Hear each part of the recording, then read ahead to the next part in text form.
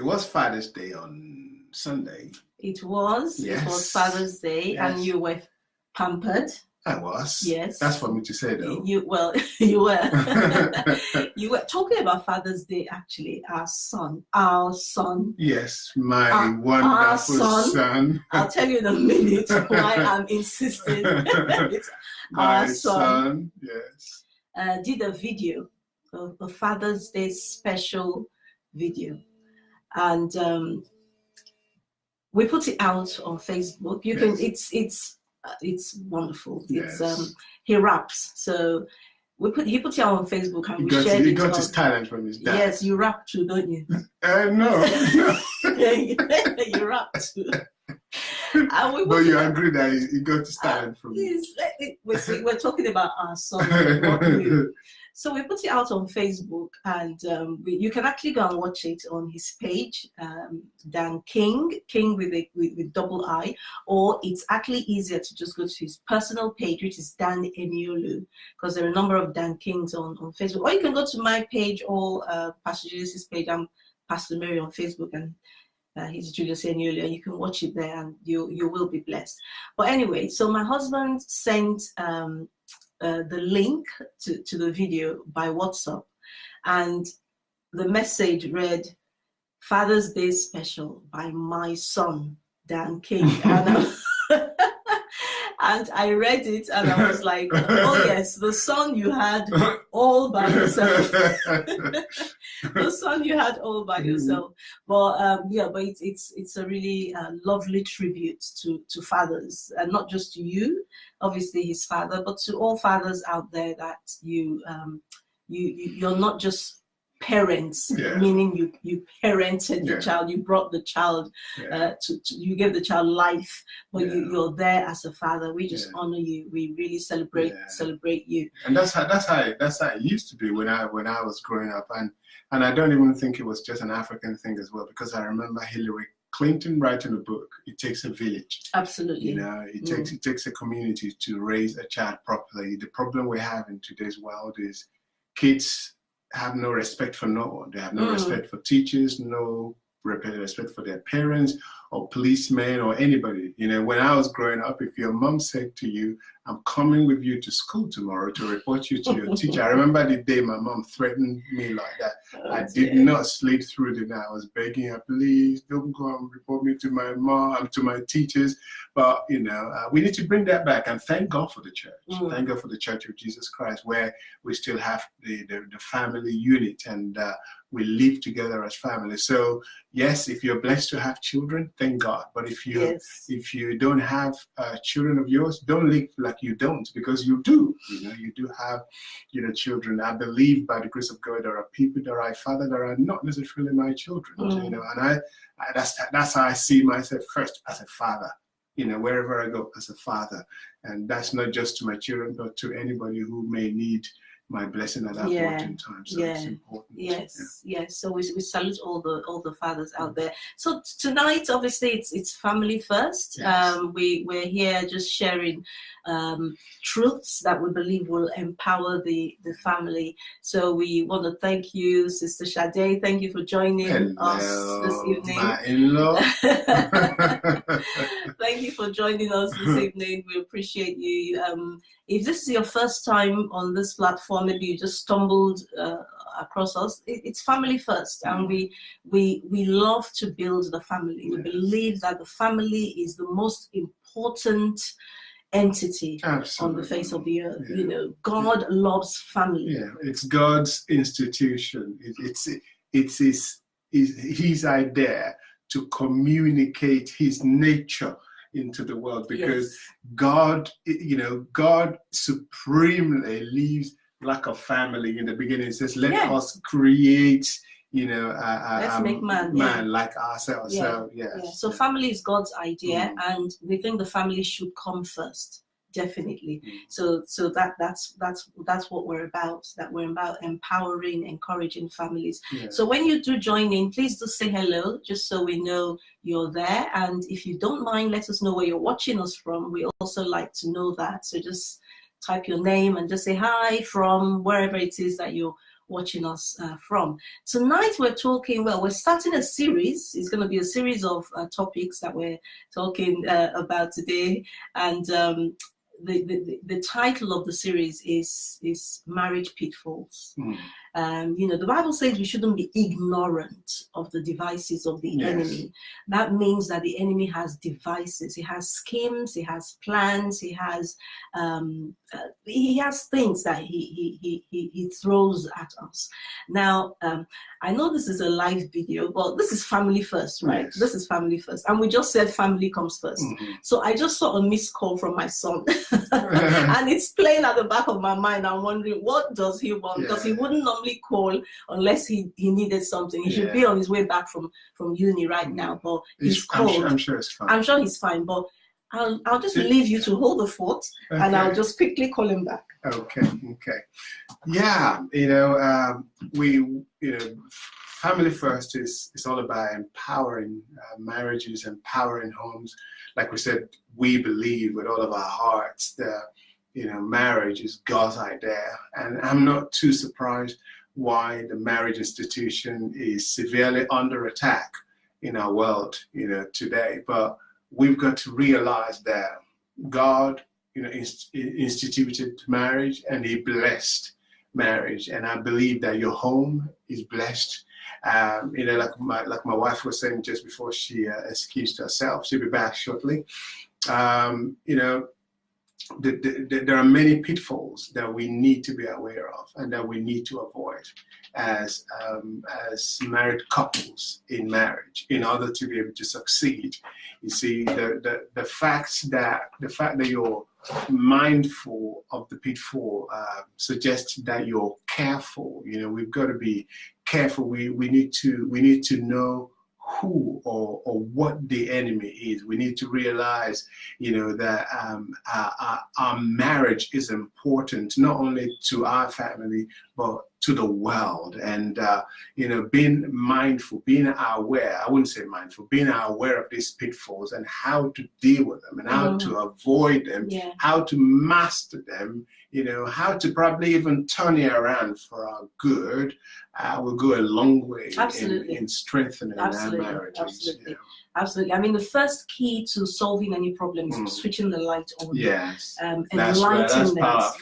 The first key, when there was darkness all around us in the world, the first thing God said was, let there be light. So the first key to solving any issue is switching the light on. Let's see what the issue is really for what it is, because some issues have a way of hiding, isn't it? There's an underlying issue and then it's manifesting itself in other ways. But the important thing is to find that issue. Hi, Tosei, thank you for joining in. God bless you. So we want to begin to look at some of these pitfalls, because what we find with people who even end up getting divorced a lot of the time is that people don't even know the reason they got to where they got to. Things just kind of get out of hand, and then one day they say, I've had enough.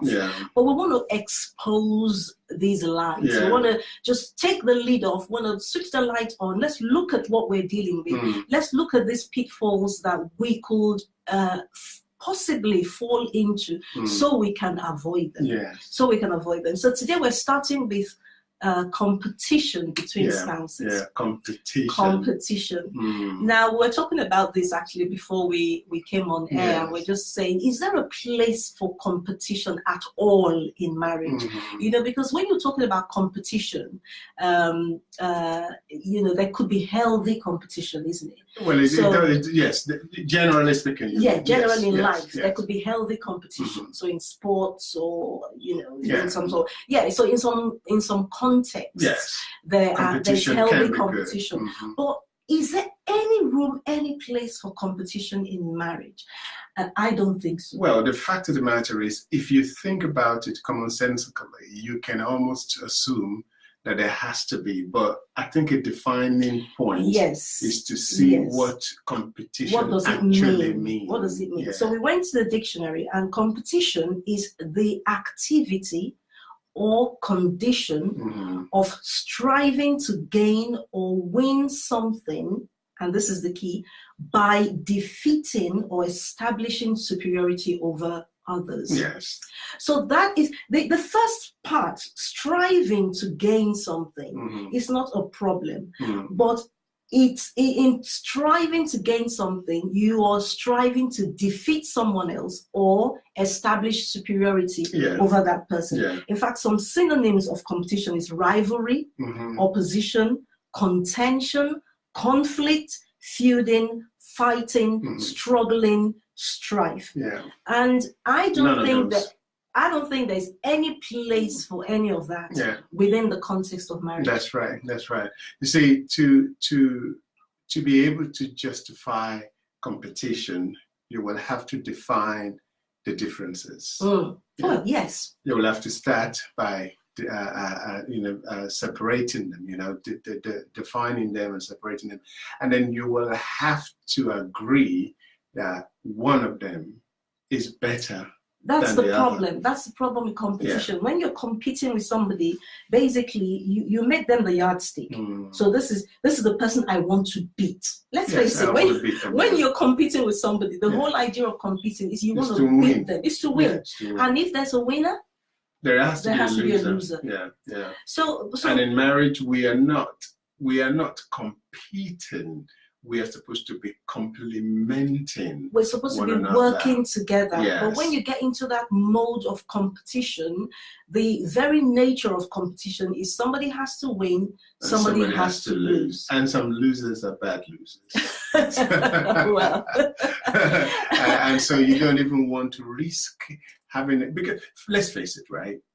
It is very childish and very, very uneducative, I would say, for anyone to think that in marriage you can healthily compare. You cannot compare in marriage because the Bible says two shall become one. You cannot compare a thing to itself. You can, to compare me to you or you to me it exhibits lack of understanding, not knowing that the will of God for marriage is oneness. And like you said, we're supposed to complement each other. So what you bring and what I bring is supposed to make us as one stronger. But when I begin to look at what you have and I begin to compare it with what I have and I begin to want to beat you at what you have, there's a problem. Instead of working together, we're now working against each other. And it can be very devastating. And the other thing, when you start to compete, what you find is that you're always complaining about the other person because subconsciously you want to be better. Well, you want to win, and subconsciously you begin to actually actively compare and look for points and pointers that makes you superior, makes you better. You tend to keep score. You tend to keep score because you want to win. It's all about winning. And you will have to keep a record of their inferiorities. That's the other thing, because when you're competing, what you tend to do is you overrate your positives, underrate your negatives, and overrate their negatives. And underrate their positives. You overlook the good things they do, and you just amplify the negative things because you want to make yourself look good because you want to win. So there's just no room for you. Hi Joseph, thank you for joining in. There's no room for you. You know what, guys, when you join in, please do feel free to comment, do feel free to add to what we're saying, because it's live and we want to hear your views as well. So there are lots of you will struggle to see anything good in the other person. Well, that's the competition. Competition. Like we said, you're meant to be doing your best to beat the other person. So it is not your job to make them look good. You're supposed to make them look bad. I think we will all agree. We make the point. There's just no place for it. However, it does happen. Yes, it does happen. And that's the thing. It would be childish of anyone to say there are no possibilities of competition. Of course. You see, life has the right to suggest anything to us, and we have the right to say no to it. Absolutely. Like I always say, the fact that somebody is selling doesn't mean you have to buy. People will sell whatever they want to sell. The fact that it's out there for sale doesn't mean you have to buy and it. The fact that a lot of people are doing it doesn't mean that you have to do it. Absolutely. You know, we cannot live successfully if we're going to live by the mass mentality, mass movement mentality, what everybody else is doing. You've got to first of all understand the purpose of marriage. Oneness is the goal of marriage. Absolutely. And from that point of view, I begin to work. You know, we're going to work. Absolutely. So, but we said it does happen. Sometimes it's not very glaring. It's not very blatant. It's subtle.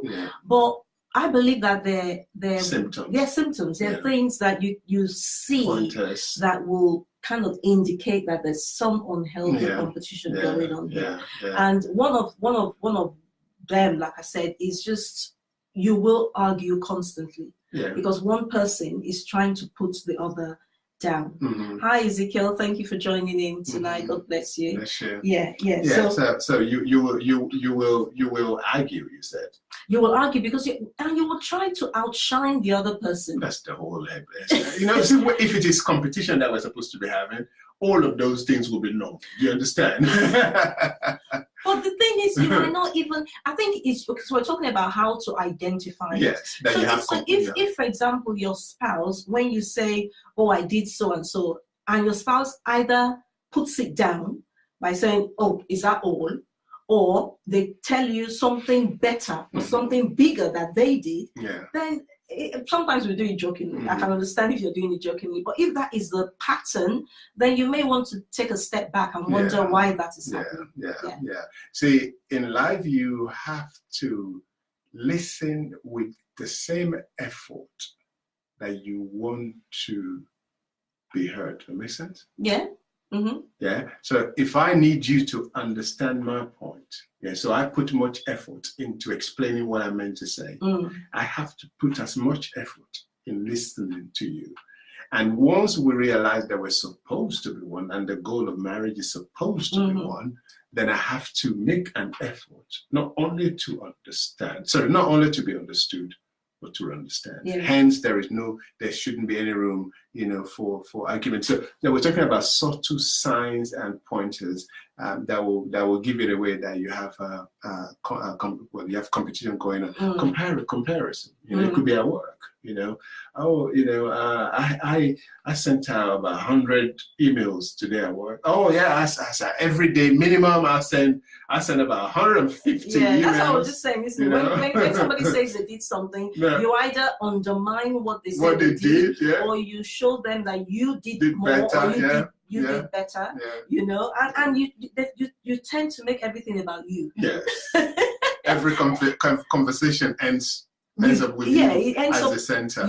Somebody's just saying something that they did or they noticed, and you just always find a way of making it about you. That shows that there's competition. When you find yourself always making everything about you, it might just not have anything to do with you. But that's one of the signs. Another symptom that I think is possible is.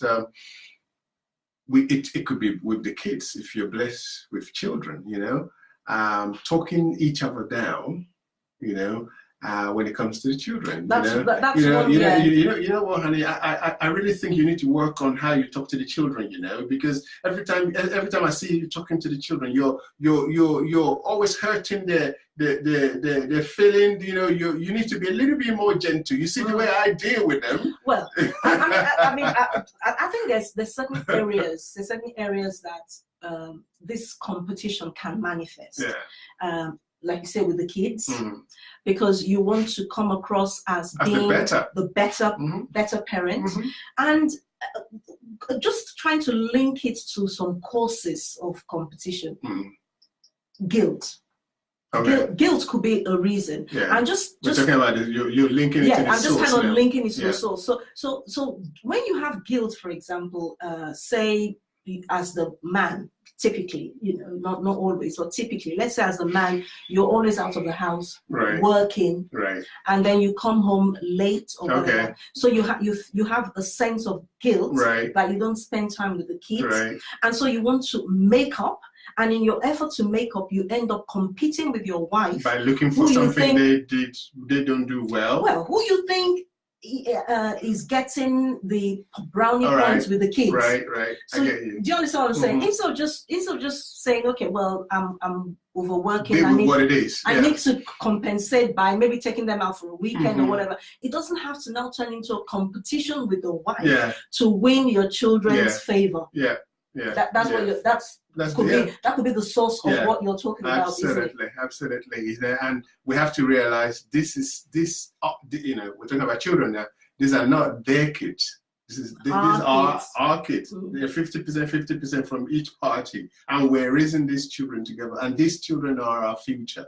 Therefore, when we're raising them, we don't raise them with competition in mind that they will prefer me over you. We have to even work behind the scene to make sure they don't sense any sort of division at all, and to make each other look good. Yes. You know, make each other look good to the kids. I mean, we do it. Yeah, I'm whispering like that. Yeah. Like that, yeah. You know, sometimes one of the kids might do something that upsets one party, and that one says, okay, this is your punishment. You're not going to do this or whatever. And then maybe I would go and say, honey, you know, forgive them. And then he would say to me, okay, go and tell them to come and apologize and tell them this, that. So we plan, and I go back and go and tell them, and they think I'm the one just giving them good advice. But we have agreed, you know, so it's not a question of playing one off against the other. I think that's such a dangerous thing to do. I mean, what's her name? Rachel did it, isn't it? It was Rachel, wasn't it, in the Bible? Okay, yes. Rachel did it, and look with her two sons, Jacob and Esau, you know, playing one against the other. And I think that was a sign of some unhealthy competition in the family anyway, for that to have happened. But it's just not the way something to do with her own roots, possibly. You know, and that's why we have to deal with any baggage that we may have, that we don't carry our past into our we'll present. come into talking about you know, and so another symptom of it is, you know, being a little bit, I think you kind of alluded to it earlier, being a little bit negative about other people's positive. You know, maybe they got an achievement, maybe it is even very possible that you work in the same office and then they got a brownie point at work and you didn't. You know, work did not recognize you as the husband, for example, as the head of the family. They outshine your wife right on top of you like that. You know, and you it is very possible that your mind is playing up on you and saying, come on, look at your wife, she's better than you. And then you begin to undermine and talk them down, put them in their place. Just being negative, I think when people are just being negative and not appreciating each other, it means, actually, I think that kind of sums it up. When you're being negative and you're not appreciating what the other person is doing, like, that could be a big sign that there's subtle competition going on there. So the whole reason of us talking about the symptoms is not to crucify anybody. No, it's so you can identify it. You know, thank God for symptoms. You know, I remember, you know, hearing the story of this person who do not have the ability to feel pain. And I remember the pastor that was sharing the story said, you know, the family will go down on their knees every morning praying, God, please let our child be able to feel the because pain. It's dangerous, isn't it? Not to be able to feel pain. Not to be able to feel the symptoms. If fire is burning you, you should be able to feel it and say, I'm going to run away from it. So when you begin to see these symptoms, doesn't mean that you are a bad person. It just means there's something to be dealt with. And it shows that you're a very deliberate, intentional person who is observant enough to realize what's going on and to want to deal with it. So before we move on to the cause, because we want to talk about the source, or rather the cause of it. We want to talk about the consequences. I think we talked about the consequences actually. The fact that a little bit. A little bit. Maybe we'll talk a little bit more about that, and then the cure, how we deal with it. But before then, we already identified one area where which it could manifest itself in the family. So with the kids is one, but with finances, is another. Finances, stroke career, stroke success. That could be another area where you're competing. So you could be fine when it comes to the way you deal with the kids. But when it comes to your career, you're competing. We're talking about competition between spouses. We're talking about pitfalls in marriage, and the first one we're talking about today is competition between spouses. So we identified 3 areas in which competition can manifest itself. We talk about with the kids. We could be trying to score brownie points with the kids and trying to make the other person look bad with the kids. Subconsciously, also in the area of our career and money. So we could be competing with each other, who earns more, who is able to buy the bigger car. It sounds trying to win the kids' love. It sounds a bit petty. But it is petty, but it does happen. It does happen. And the other area, it could be as even as mundane or as petty as popularity. We're competing in the area of popularity. One person's success is a threat to your own personality in a way. You think maybe the other person has more friends, and so that's making you feel inferior or insecure. Or they're doing better at work. So those are areas that you could look at to see how you're doing, whether that competition is coming in those areas. But I want to move on and begin to talk about the causes. Why does it come about? Why is there competition between spouses? What's the root cause? Well, there are many things that one can allude to, but I would say and lack of awareness, lack of understanding. When you don't understand a thing, it is inevitable that you're going to make mistakes in defining it. In defining it and in your approach to it. When you don't understand that the purpose of marriage is oneness, when you think you come into marriage to win or to dominate or to be dominated or anything other than oneness, then whatever happens seems to be understandable. So lack of understanding, lack of understanding of purpose. That could be a reason, and also I think, and just dwelling on that reason, when you flip the coin over, that is an antidote to competition, isn't it? Understanding that the purpose of marriage is oneness. When you get that understanding and that becomes your focus, then it does away with that problem of competition immediately. So when you realize that if my wife succeeds, I succeed. Because it's me. The Bible says the two shall become one. The two shall become one. But it takes a lot of strength. It does, doesn't it? It does take a lot of strength, and that's the strength that we have to develop. To realize that we are one, and do not allow your feelings to run your life. So your mind could be suggesting to you, look at you, you're not as achieving as your spouse is. I think one other reason is insecurity. Because just think about it. Why would you want to? Because the way I see competition, when I begin to compete with somebody, immediately I make them the standard. I see them as, this is where I want to get to, this is where I want to go. And subconsciously, you already make yourself inferior. When you start to compete with somebody, you automatically make them the standard, and you make yourself inferior. You see them as something to aspire to. And so immediately you put yourself in that inferior place. And you're not inferior. You have your own. You have your own strengths. You have your own characteristics. You have your own personality. There's just no place for you comparing it with somebody else's. So there's no need for that. And if there's that insecurity, maybe from it stems from maybe your upbringing or your environment or whatever it is, that of itself needs to be dealt with. There are exercises that you can do, there are courses you can take, there's studying that you can do to boost your own self-confidence, to get rid of that insecurity. The answer, or it's not to compete with your spouse. The solution is not the solution. That's the word I'm looking for. The solution is not to compete with your spouse. That's not going to take away the insecurity. Really, it won't. You have to accept. You have to come up to that level of awareness that you're unique and you're magnificent. You are the product of a creative God, a deliberate God, a purposeful God.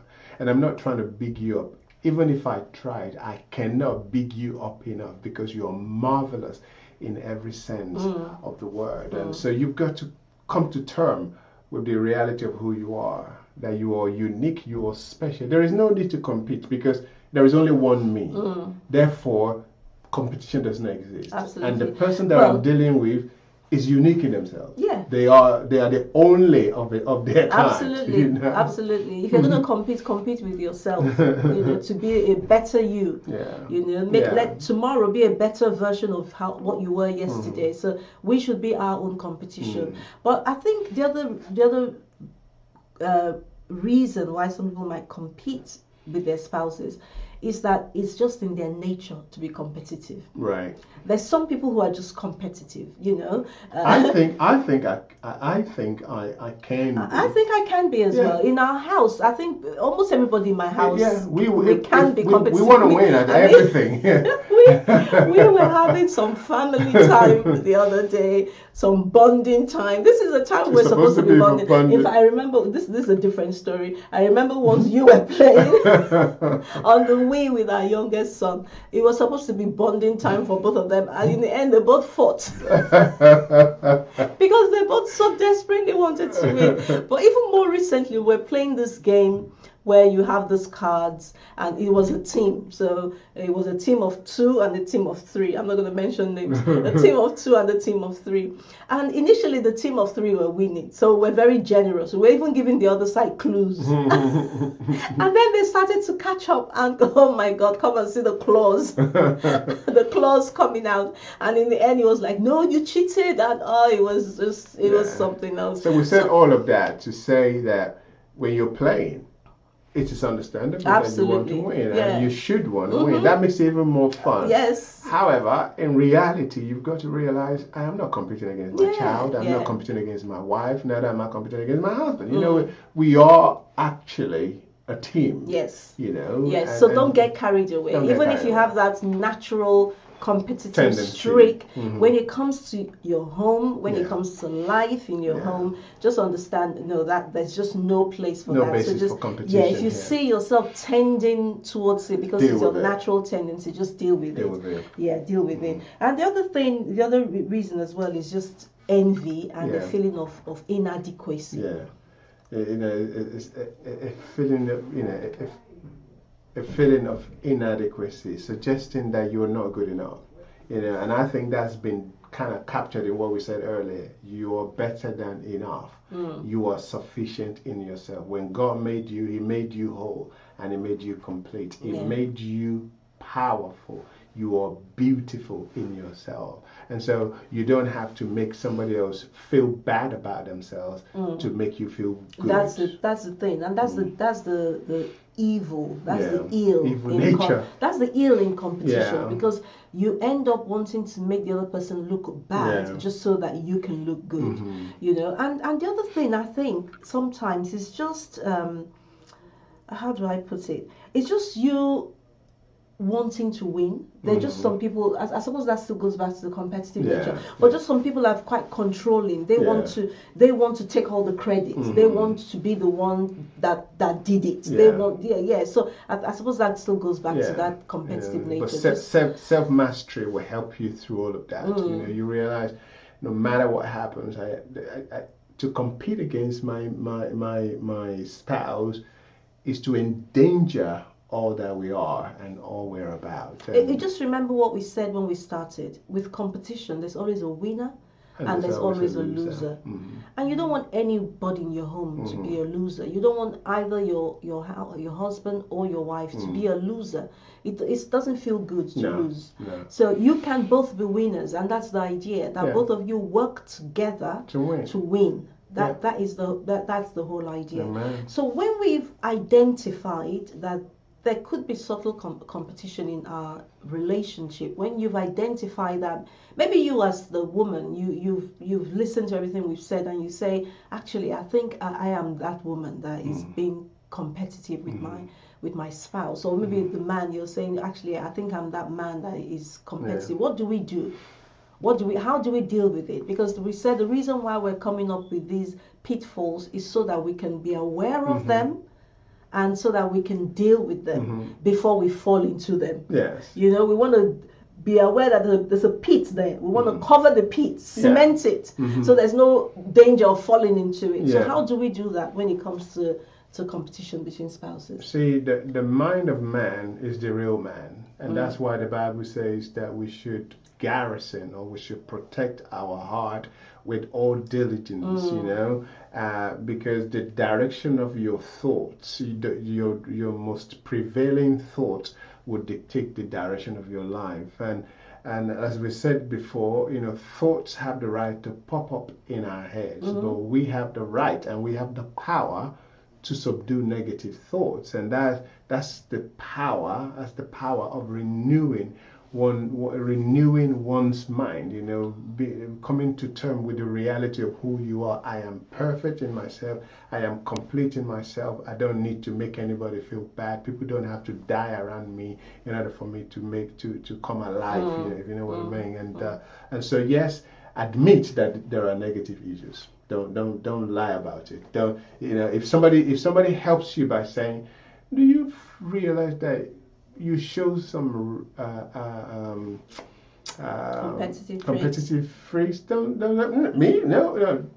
Think about it. Don't ignore it. Yeah, the worst thing to do when there's a problem is to ignore it, because it will just grow, it will just fester, it will just get worse. So don't ignore it. Just deal with it. But also just to remind us of what we said earlier. When you remind yourself that the goal of marriage is oneness, the two shall become one flesh, one person, and two of you can put 10,000 to flight when one of you can put 1,000 to flight. I don't even understand that maths at all. That's God's mathematics. That's God's maths for you. So when you see that picture and understand, actually together we're stronger, we're better, we're faster, we'll last longer, then let that be the motivating factor for getting rid of the competition. Understanding it doesn't matter how hard you compete, what you are going to be able to achieve on your own is never going to compare to what you can achieve together. So let that be the driving force to know that we're supposed to be one. We're going in the right direction. We're going together. It's not one ahead there and the other behind. We're going together. So just keeping that at the forefront, not even at the back of your mind, keeping that at the forefront of your mind will help you deal with those competitive tendencies when you recognize them. When you recognize it, you know, in competition you identify an opposition. You identify an opposition. The competition. You know, when we talk about the companies, you say, who is the competition? And once you identify the competition, you study their strengths and their weaknesses, and you exploit their weaknesses in order to win. You cannot do that in marriage. Well, you can just identify the right enemy. Okay, So you know, you have to realize that a house divided against itself cannot stand. The real enemy is prowling about, looking for whom to take advantage of, looking for the ignorant ones, looking for the open doors that he might exploit. And so we have to, at all costs, you know, keep our home intact without any cracks on the wall, without any door to inlet the enemy. The enemy is not your spouse. You know, the enemy is out there, and that's the devil, Lucifer, whatever you want to call him. He's the enemy. And so when you begin to compete with each other, you give him room, you give him an open door, because already you've put a divide between both of you. So you're going your way, she's going she's going her way, he's going his way, and the enemy is just having a field day because he's going to come and whisper. You know, he loves to whisper. He knows how to accuse. He knows how to talk, and he'll suggest things to one mind, and he'll go away and suggest things to the other mind, because he knows that you're competing against each other anyway. Yeah. So he's going to give you ideas of how to actually fuel that competition. Say money, for example. Money is a good one, isn't it? So one person earns more than the other, and then he begins to say to the man, maybe the woman earns more. Anything the woman does is because she earns more. It's because she earns more. And you, because you're already feeling inferior, because you're already feeling insecure, you begin to manifest certain traits, certain characteristics that there's no basis for it. And then she gets confused. And that alone can break a marriage. That alone can wreck the whole marriage. But when you both understand her money is my money, and my money is her money, then it doesn't really matter that much which paycheck is bigger. When you understand, when the money comes in, it's our money for us to do what we need to do in our family. Absolutely. You know? Absolutely. It takes a lot of maturity, you know, but the price is worth paying. Absolutely. You know, because the gain is great when you work together, you build together. You outwit the enemy by complementing one another, rather than allowing the enemy to take advantage of you and ruin your life and ruin your future and destroy the legacy that you could have left, you know, on the earth. So it's important that you protect your heart and you protect your home. Protect your oneness at all costs. So just to recap, we're talking about how we deal with it, because this is quite important, isn't it? Everything leads to this, to deal with it. So we've said watch you guard your heart, watch what you think about, watch what you meditate on. We said focus on the goal for your marriage, which is oneness. Remember, it's oneness. So anything that comes against that oneness, deal with it. It's not required. You're more effective when you're together. We talked about also recognizing that your spouse is not the enemy. The enemy is out there, your and spouse is not your competition. It's not your competition. You know, identify where your strength should be going into. It's not in going into fighting your spouse. Your strength should be in standing together with your spouse. But the other thing is for you to do, I think, some real soul searching. Ask yourself some real honest questions and give yourself honest answers. Admit what is. Don't sweep it under the carpet. It doesn't make you look worse when you admit that you're absolutely that you're wrong. I think when you admit it, actually it tells the other party that you're actually willing to work on it. Because if you're in denial, then there's nothing to be resolved. There's nothing to deal with. But when you admit and say, actually there might be an issue, then it means that you're open to deal with it. So be honest with yourselves and sit down and have a conversation. That's the next thing. That's the next thing. Chat about what's going on in your family. Openly talk about it, but don't talk about it in a negative way. You know, the more I live on the earth, the more I learn the skill of communicating. You can say a very positive thing in a negative way, and you can say a negative thing in a positive way. Try and play it over in your mind, how it's going to sound and how the other person, because the person that you're talking to are intelligent. So play it first in your mind and then communicate it effectively. So don't say, well, you know, you're always competing with me. Do you feel inferior? If you have issues, go and deal with it. You're not your competition. Well, that's been blatant, but that would not be the best way to put it. But you could just put it even in a question form. What did you realize every time I say I got an award at work, you always tell me how it's not that big a deal, or you always seem to tell me something you did that was better. You just I think maybe a question might be a nice way of putting it, just to get them to think.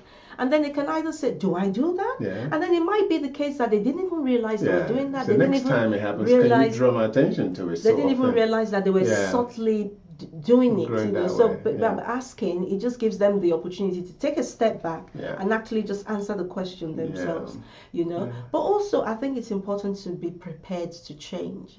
Be prepared to make the changes that are required. So after you've had the honest chat, the honest conversation with each other, then if changes need to be made, own up to it. just accept it. Work towards the solution. Don't allow pride get in. Don't allow ego get in. It's your marriage we're talking about. Your marriage is priceless. Your family is priceless. And there is no sacrifice that is too big for you to make. So if it's to kill that ego, kill it and just accept, yes, I need to make changes. And it could even be, the changes could even be in improving yourself. Working on yourself. Working on yourself. So maybe if you're the woman who, I know I'm just using the woman here as an example. Maybe you're the one who stays at home, and that's been making you feel inferior. Is it making you feel inadequate because you feel like I don't have a life outside of the kids? Then make a change. Get a part-time job. If you both agree, just do what you need to do to bring you out of that place of insecurity. If you have now identified that insecurity is what's leading you to do the competition.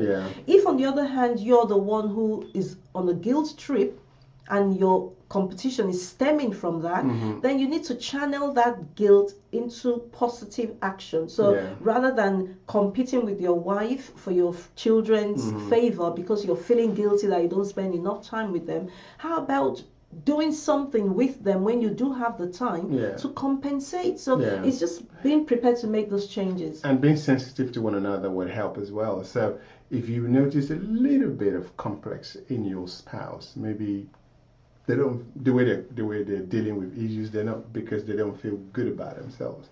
It could be around the issue of money. Talk them up, beat them up, boost their morale, boost their confidence, celebrate their successes. Talk them up, affirm them that they will begin to have a sense of worth. The sense of worth increases. They begin to appreciate themselves. Begin to build healthy fiber into the core of their being, just to kind of boost each other up, because when two work together, if one is weak, the other should boost the other person up, and that's how it should be. That's how it should be. Okay. Well, again, we just want to apologize for all the hiccups, but we trust God that you've still been blessed. We've been blessed sharing this. We've been really blessed. So we hope you have as well. And if you're watching this on replay, please do feel free to put your comments, put your questions. We want to hear from you. God bless you. Enjoy the rest of your week now. Shalom. Bye bye.